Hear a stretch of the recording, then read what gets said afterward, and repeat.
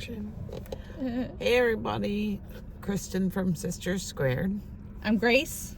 We're on week 21, and we were a little up in the air with our topic because we feel like we talk about the same thing every week. Yeah. And well, there's so many facets to the work that we do, weekly, daily. And I guess it just depends on where you're at in your journey as to how you hear it. Yeah. How it lands for you and where you feel like your work still resides. But we've had such a multi-layered conversation about how insidious things are and how they weave their way into your life. You know, you take a current day situation, and when you pull all the right strings, you can actually wind it all the way back to a childhood thing that kind of got covered up, and it ended up with all these different names for that one thing. Mm-hmm. So, but we also talked about finding your joy and finding your bliss and still having those things exist alongside of, you know, the work and that deep-seated feeling, whatever it is, not being enough or not being loved, or I mean, always it comes down to not feeling love. Right. But I know you just had a scenario that you brought to somebody else's attention. Yeah, and you know, I was having a conversation, and this person, you know, has high expectations and very much a perfectionist, and I just asked questions like, you know, well, where do you think that's coming from? And, you know, just kind of taking a look back, you know, to some situations that happened in the younger years that made this person feel they had to act a certain way to be loved, you know. To take on a role that wasn't theirs. Yeah, you know, well, you know, I had to. Yeah, but why? Why did it have to be you? Well, I needed to take care of everything because this other person couldn't. Yeah, but why you? Well, I had to. I you know, didn't want anybody to be mad at me. And really, again, like Kristen mentioned, it comes down to love. And feeling like they had to do it so they were worth being loved. You know, they were worthy of that love. It was and the self-love. Everything has the equivalent of, if I don't do this, somebody won't love me. Yeah. They'll withhold their love from me. Mm-hmm. Or, you know, everything, especially as a kid, boils down to, will I be loved if I do this or if I don't do this? Yeah. And our little minds, like, we're the ones in our little minds that can make or break something. Yeah. Really? Yeah. Do we have that kind of power as little kids? Yeah. Mm-mm. Yeah, I don't think so. But we don't know that. Nope. I mean, we just don't. Yeah. But, you know, in this conversation, you know, it's, you know, is digging into that and, you know, kind of feeling all those feelings and validating them, acknowledging them, honoring them, and, you know, knowing that if you can move through that stuff, that you're going to end up in a better place. You will. You really will. There's no way around it. And again, it doesn't feel good while you're going through it. But it is so well worth it. And then even talking about like the time is now. Oh man. Like the time is now. This is, we now. talk. I feel like this phrase has been coming up so much. Like it's a call to action. Yeah. The time is now. There's no time. Like you will do that work, whether you're here or not here. You're gonna do that work. You gonna eat that pickle? Yeah. I mean, it's gonna happen regardless. But it's the difference between having that blissful, joyful life in the here and the now versus doing your life review and realizing how you could have done things differently, potentially. And so, well, I feel like it doesn't matter how many times you do the work or feel like you're doing the work, there's still a corner that's been overlooked. There's still a piece that's been overlooked because it runs so deep. And it's a program that runs through your whole life. It can start at 3 or 4 or even younger than that, really. Like if you think about the womb stage or you think about like ancestral, where it came from way back then, and you apply that and the wounds from your ancestors and how that rolled into what created it for us. That came from somewhere. That didn't just all of a sudden manifest first time ever. This is the big debut of lack of self-love. Like that came from way back generations ago, I was just talking to somebody about this. Like, I don't think we come here with the idea of being bad or evil or sabotaging people or not supporting people out of jealousy or fear or whatever. Like, we didn't come here for that. And that that's not how we're born into the world. We're born into the world pure. Like, we know where we came from. We came from source, directly from source. We come in perfect and clean and pure. And then everything gets put on us. We didn't start out that way. We were programmed that way. And all the little pieces that landed on us throughout our upbringing and what we brought into ourselves are all the things that we're looking to heal now. So when you take it apart and you're really working through your stuff, you're applying that healing to the 7 generations ahead of you and the 7 generations behind you. Do you know the kind of impact you're going to have on your own ancestral line? It's tremendous. I mean, if I could free my grandkids and my great-grandkids and their kids and their grandkids, like, of the things that I had to deal with, and they can walk in feeling blissful and hanging on to that bliss from the time they're born until whenever it is that they pass, could you imagine the difference in your life? So why wouldn't we want to do the work now? Why leave it for somebody else to clean up? We have the opportunity now. And people are talking about it now. There's so much help out there for us to really, like, if you don't know where to start, that's okay. It seems like most people don't. I mean, I feel like I've been doing this forever. I've been breaking cycles for so many years. And I mean, doing things out of character, even for my family, when they're like, don't you know what tough love is? And I'm like, actually I do, and this is the step that it takes to do that tough love thing.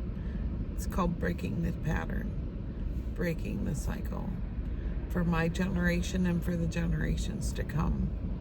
But they didn't look at it like that because they had a totally different idea of what tough love looked like. Tough love might look like getting belted in the mouth for swearing, like, who knows? But it's not all the same. And if you don't know where to start, there's a lot of places to look. There are so many resources. So many resources. So many people out there with shadow workbooks and, self-help books and recordings and YouTube videos and meditations. And, my sister and I are excellent resources because we've been doing it for so long. Sure. So long. And you can only grow to the point where your container fits, right? Like, I know when I was in AA, I felt like I could only grow as much as my sponsor had grown. And I do believe that was the case for me. I ended up going off in a different direction in search of earth medicine because I knew that I had further to go. And I'm not saying that people aren't doing the work or that there's a lot of people see that as long as you stay with this group of people, you're healed. You're healed enough. But I don't think that's really the case. Enough changes. Enough is enough for this moment. Enough isn't enough forever. No. It's resting on your laurels is what a friend used to say to us. You get to the place where you're not as uncomfortable as you once were, but then more comes up. Yeah. And so do you revisit that in the same manner you used to take it out the first time to make it a little bit more comfortable? Maybe not. Maybe there's a different approach to this facet. Maybe there's a different approach, and the end goal is self-love. I don't know that I ever remembered hearing that when I was in the program, that the end goal was self-love. No, I don't either. Never at a table did I hear that. No.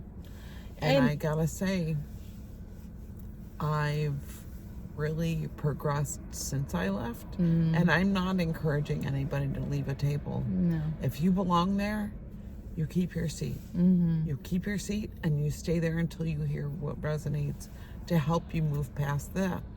This is another tool to enhance what you're doing in the program. If that's what if that's what works for you, stay there. If those are your people, stay there. If you have camaraderie and acceptance, stay there. But self-love is the end game. And don't let anybody tell you differently, because personalities get involved and it changes the message. So, like it or not, we're human.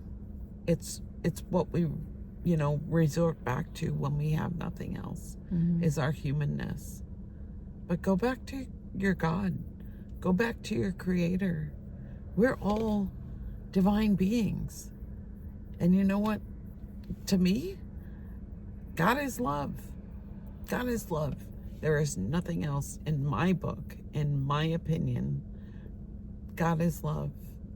And that means love for me, no matter what that looks like. So, I don't know. That was a lot, what she said. I was just going to say, that, we talk so much about this work. And, a big part of it is being aware that there is even work to do. I think, I think people can find what they believe to be contentment in a lot of things, trips and material things and shiny. Yeah, I mean, I could see that, because I'm sure that's how I was for a very long time, not even knowing that I had this work to do. Those things are enjoyable. They are. Oh, absolutely, no question. But I know personally myself, it's definitely much easier to do this work than it used to be, because I recognize it for what it's for. But I wasn't always aware that I had work to do, for whatever reason. And then once I did know that there was work to do, There were other things that got in the way. I would say a big thing that got in my way was my ego, often. You know, and again, it comes down to that programming. You know, I you know, growing up, I hated to be wrong. I felt like I needed to be the smartest person in the room, you know, and have all the, I should have all the answers. Everybody told me my whole life, you know, what a good kid I was and blah, blah, blah, blah, blah, and that perfectionist and all that. And I, you know, making mistakes wasn't in my wheelhouse. Well, not that they weren't allowed. No. We were harder on ourselves when very we made much them. So. But I can tell you that in the 11 years between the time that I separated from my husband to when I married the man that I'm with now, that I learned more from crashing and burning, so much more, than I did in all the rest of my years. Yeah. Before and after. I'm learning a lot now, but mainly because I learned how to do that work. And I'm also not afraid to ask for help now. And also recognizing that vulnerability is my superpower. Yes. That I can be vulnerable, because if I put myself out there, well, if I'm going to put myself out there, what do you got to say about it? You've got no ammunition. You got nothing. Right? Like, I just put, like, basically, you know, put my neck out there, you know, open for whatever. Gives you permission to be vulnerable. Absolutely. As well. Absolutely. So I don't know where I was going with that. People can't throw back at you what you already put out there. Tossed out there, yeah. Like, that's not a thing. Yeah. So if you're willing to put it out there, what are you afraid of? Like, there's nothing anybody can throw at you now. It's already out there. But I just keep coming back to this. The time is now. Like, this is a call to action. Yes, the time is now. Don't wait. If you are thinking that you might have some work to do, you probably do. If you're thinking you don't know how to do it, or even to do a little bit and get some relief from maybe the feeling that you're feeling, that pain or the discomfort, keep going. Just keep going, because it's like this much, but there's so much more.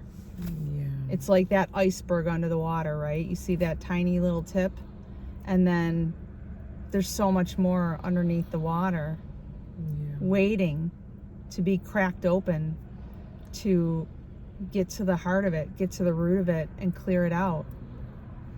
The thing is, and it's almost like once you get that first part, the rest is kind of easy, because you just cracked it. You sent a splinter through the rest of it.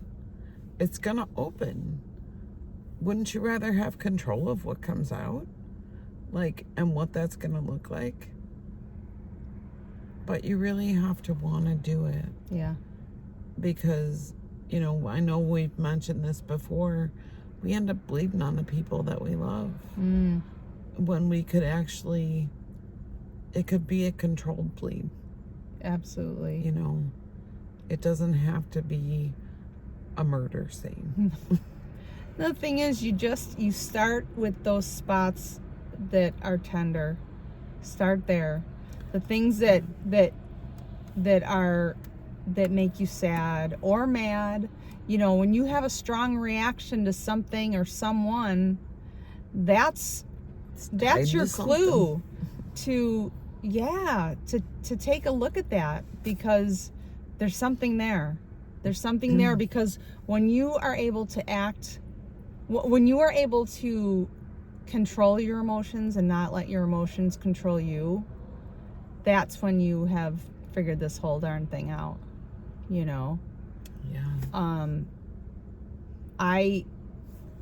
I was at a wake yesterday for a friend who recently died very suddenly. And, you know, I look at death maybe differently than we look at death differently than maybe some other people do, but the thing of it is that I knew my assignment when I went to that wake, and I knew it was to hold space for my friends and colleagues, and I didn't shed a tear. And that may sound very strange, but I was able to control that so that I could be available to those people that needed me. I knew how to protect my physical, mental, and emotional body so that I could be open to that, because I've done that work.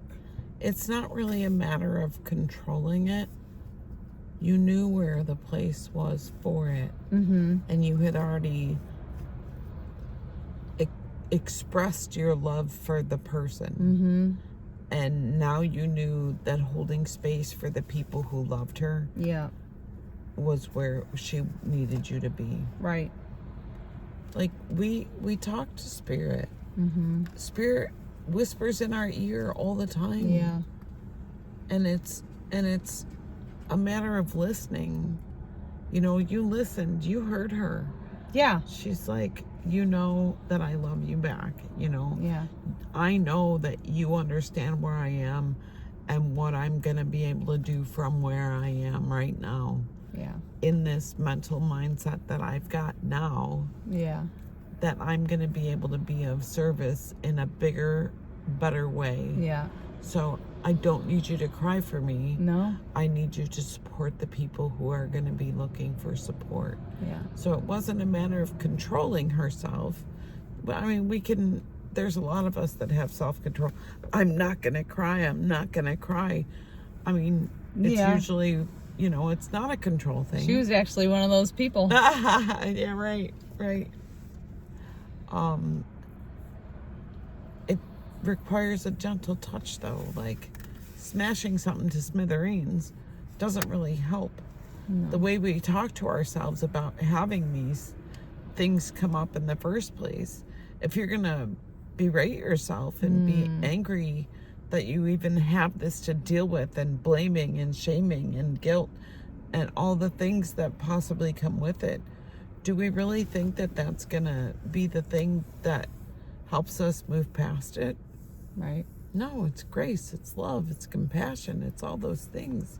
We extend them to other people, and maybe not always. Like when it comes to our own families and you need to blame somebody, it's easy to blame your own family for the work that you have to do. Well, okay, but now what? You did the blame part, and it still hurts. Now what? Yeah. Does that make it better? Does that make it magically disappear? No. No. It's still in you. Yeah. Now you're feeling guilty because you blamed everybody. Yeah, right. All you're doing is compounding it. Yeah. So if you get to the root of the issue and you try to see where that came from, give it a name. Give it a color. Give it a feeling. You know, all the things, and really see where it goes. You know, there's really nothing to be afraid of other than the reaction that you might show the outside world when you ignore it. That brings a certain fear. To my mind, I'm like, ooh. Because people may not be able to forgive you for the reaction that you had when you bleed on them. That's true. I mean, if you're in a humble place and you've already done a lot of the work, you'll see it as, that's just an unhealed place. But if you're not, it can definitely cause another ripple in somebody else's already gaping wound. You know, who knows? Yeah. Like, we're a big project, man. But I love where I'm at. Same. I love that I get to do the work so that my family gets to reap the rewards of what I'm doing. And God, I love what I do. I help other people on the path. Grace helps other people on the path. this isn't the only thing we do. I mean, we do energy work, we do ceremony work, we do all kinds of things. And we just do what we're guided to do. If we're guided to hold space for somebody, we hold space for somebody. But this life is magical. It really is. It's not all like eating shit, you know. We're out at Aunt Millie's and there's a little tiny spot of sunshine that keeps poking in the window. Wants to say hi. Yeah. But you can find that bliss and you can find that joy. It really is underneath some of those things. Mm-hmm. And there is actually joy in turning over some of those pieces and getting to the bottom and being able to share them with somebody and be like, you know, I had this huge epiphany of this. And then you get to celebrate that moment with somebody else. How gratifying is that? Yeah. How gratifying. Yeah. Because, you know, I made a post yesterday. It was a video that I felt, it was very authentic, I thought. And I felt good sharing it. But you know what else made me feel good? Is the fact that other people could identify themselves in that video and claim it. They were able to claim it and say, that's me. I overshot the landing too. And I'm like, congratulations. Like, I love that for you, that you were able to point a finger at it. This is my best life. Like, if I can help people to get to a place of freedom. Oh, it makes me want to sing that George Michael song. Was it him? Yeah. All right. Oh yeah, he's in spirit too. Mm-hmm. The thing is, if you can get to that place of freedom, there's nothing like it. There's nothing like it. You know, I was talking to somebody. Oh, it was when we did the vision boards. And I was like, I just want to starfish everywhere.